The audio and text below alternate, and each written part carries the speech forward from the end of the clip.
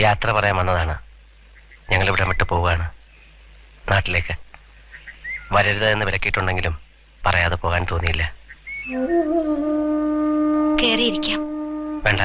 അച്ഛൻ മരിച്ചത് അറിഞ്ഞിരുന്നു. പരമേശ്വരൻ പറഞ്ഞു.